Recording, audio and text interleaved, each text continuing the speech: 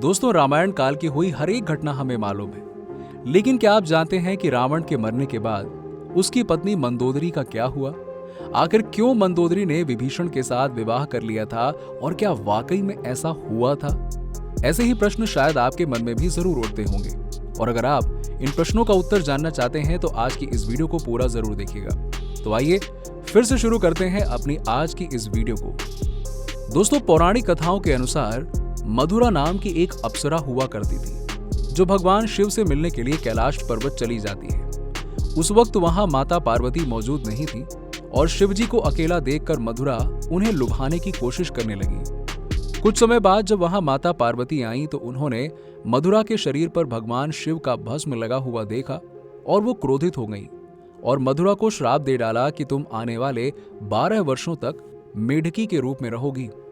बाद में मधुरा ने क्षमा मांगी और फिर पार्वती जी ने कहा कि समय आने पर तुम इस श्राप से मुक्त हो जाओगी। और फिर तुरंत मधुरा मेढकी के रूप में बदल गई और इस धरती लोक पर जाकर विचरण करने लगी। एक रोज मेढकी मधुरा के पीछे सांप पड़ गया और मधुरा जाकर सप्तऋषि के आश्रम में पहुंच गई, जहां पर खीर बनाने के लिए एक खीर का बर्तन चूल्हे पर चढ़ाया हुआ था।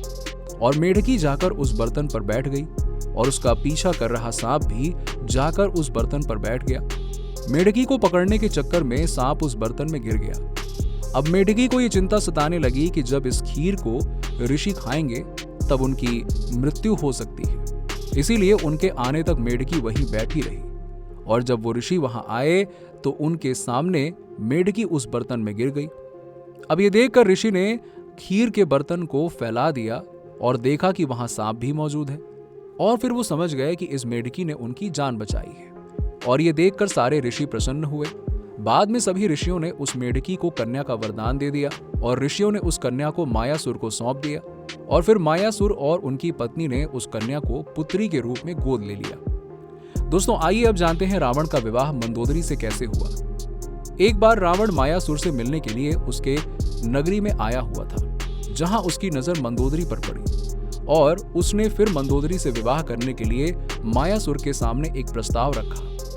कहा भी जाता है कि उस समय रावण और मंदोदरी की कुंडली आपस में मिल नहीं रही थी, लेकिन रावण के डर से मायासुर ने उसकी शर्त मान ली। दोस्तों, राजस्थान के जोधपुर में मौजूद मंडोर में रावण और मंदोदरी का विवाह हुआ था। कथाओं के अनुसार शिवजी के वरदान की वजह से मंदोदरी का विवाह रावण से हुआ। मंदोदरी ने शिवलेश्वर नाथ मंदिर में भगवान शिव की आराधना करी थी। आज ये मंदिर मेरठ के सदर इलाके में मौजूद है। रावण की कई रानियां थीं, लेकिन वो सिर्फ मंदोदरी को ही अपने प्रमुख पत्नी के रूप में स्वीकार करता था। रावण के मनोरंजन के लिए मंदोदरी ने शतरंज के खेल तक की शुरुआत करी थी और कहा जाता है कि रावण की मृत्यु सिर्फ एक ही बाण से हो सकती थी और ये बात रावण के मंदोदरी को पता थी। लेकिन हनुमान जी ने अपनी बातों में फंसाकर मंदोदरी से इस बाण के बारे में जानकारी हासिल करके उस बाण को चुरा लिया था, जिससे प्रभु श्री राम ने रावण का वध किया।